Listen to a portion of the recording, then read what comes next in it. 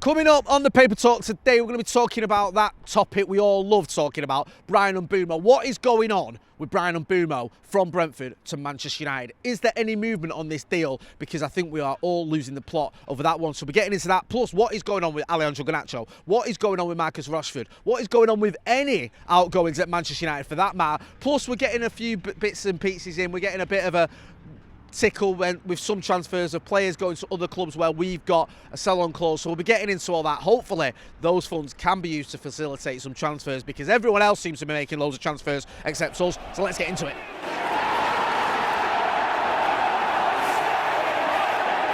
Jay here for Stretford Paddock. This is the Paper Talk. As you can see, I'm outside Old Trafford and the weather, it's pretty mild. You probably won't need your parkers today. Loads of stories to get through. Before we do though, make sure you are hitting like, share and subscribe. I want to get to 810,000 subscribers. That's the next target, and with your support we will get there.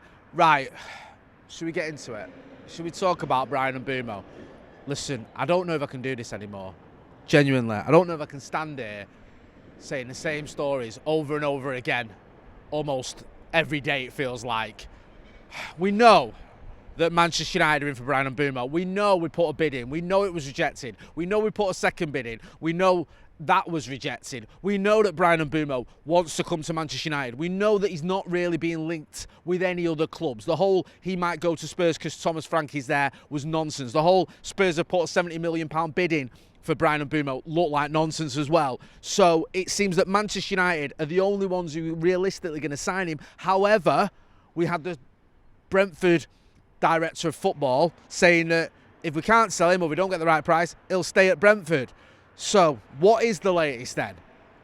The latest is I'm losing my mind with this story, I'm not going to lie to you, and I'm on the verge of a breakdown. But other than that, the latest we've had from Sky Sports and one or two others is that Manchester United are ready to come in with an improved offer, that they expect the deal to be done this week. Other outlets are saying that. I think Romano said the end of next week, but he said that last week, so that means this week, if you can keep up with me. So it seems as though this week should hopefully, please, Eric, be the end of this saga, and that Bryan Mbeumo should be a Manchester United player. And if he isn't, I don't know what I'm going to do, because I can't cope with another week of speculation. That's where we're up to. Get involved in the chat in the comments. Let me know if you share my pain. Are you sick of hearing this story? Do you want this deal done? We've seen other clubs making moves. Victor Gyökeres looks like he's on his way to the Emirates. Arsenal have already, I think, got in Madueke. They've already got in Zubamendi. They've done bits. We know that City have obviously brought in the likes of Ryan Shirky, Reinders, and other players as well. They're doing bits too. Out Nori, of course. Listen, I'm not going to list every club and all the players they've bought, because I'll be here all day and it'll just make me clinically depressed.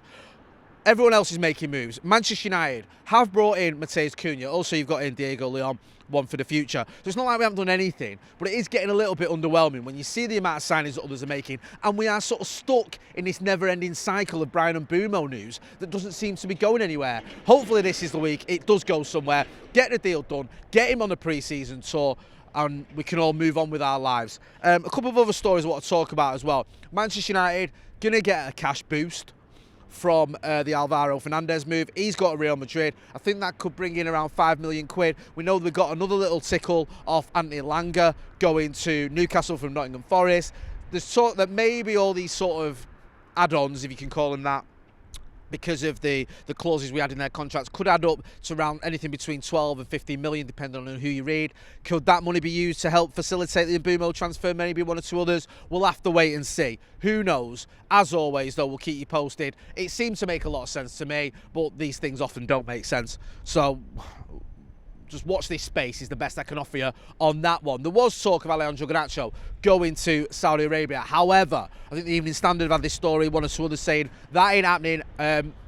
Garnacho has no interest in going to Saudi Arabia. He wants to stay in the Premier League if he can. There's also talk that maybe we'll be willing to go to Europe. Napoli were interested in him. Chelsea, who've just won the Club World Cup. Big shout out and well done to Chelsea winning that. Well done to Donald Trump as well. He seemed to win it with them.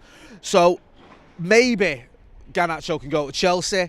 We'll have to wait and see. It seems to make sense, but then I don't know how concrete the interest still is in with Chelsea. They were interested in him in January. We don't know if they're going to come back in with another bid for him Also, will he be willing, if he can't go to Chelsea, to go to another club in Europe? Because I don't think there's any other Premier League clubs in for him. Maybe he could go to Napoli, again, another club that have been interested in him in the past. Maybe he can go elsewhere. We'll have to wait and see.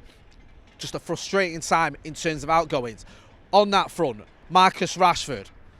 Barcelona still remain interested. I know I'm repetitive. I know I'm repeating myself, but this is where the stories are at the minute. The update on Marcus Rashford is that Barcelona are interested in him. However, there seems to be some conflicting reports over whether they're willing to pay the wages that he's on, whether they're willing to really push for the deal. Some are saying that Deco, who's sort of the main man there, is happy to get him. Others saying he wants him, but he doesn't like the money involved. They'd have him if they could get him on the cheap, but they ain't going to be able to get him on the cheap because he's around 300k a week just for his wages. Then you've got the transfer fee. Maybe you could get a loan deal, but even if you get a loan deal, you're still going to have to pay all of, if not a big chunk of his wages, which might be too much for Barcelona to handle unless they start pulling more levers like they have done in the past. I don't know. We'll have to wait and see what happens on that front. But as it stands, Marcus Rashford is still a Manchester United player. He ain't going anywhere. He wants to go to Barcelona. Barcelona don't seem to have completely poured cold water on that idea, but it doesn't seem like a simple deal to get over the line. It doesn't seem like Barcelona going, yeah, we've got the dough, we want him, we can pay his wages, let's get it done. It feels like there's a lot of shenanigans going on behind the scenes at Barcelona in terms of whether they're completely keen on that deal. The likes of Romano and others reporting that as well, giving us updates that indicate there's still some fire to that smoke, but not loads, if that makes any sense whatsoever. In terms of the goalkeeper situation, I mentioned this in my news yesterday. Andre Onana's got this injury which could potentially keep him out for the beginning of the season. Alec Bayandé's agent is in town apparently. He's got a Carrington. There's talk that maybe he could end up moving on, or we don't know what's going to fully happen with Alec Bayandé. Is he going to be relied upon to come in if Onana isn't match fit by the start of the season? A lot of question marks around that happening, to be honest with you. I like Bayandé. I said this yesterday. I like him as a player and as a person as well. I've met him a couple of times, but I'm lying, I've met him once. I don't know why I said a couple of times. I just exaggerated.